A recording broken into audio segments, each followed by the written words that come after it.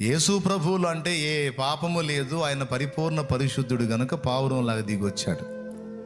అపోస్తలుల్లో కానీ మనలో కానీ లోపాలు, పొరపాట్లు, బలహీనతలు ఉన్నాయి గనుక మనకి అగ్నిలాగా దిగి రావాలి. అగ్ని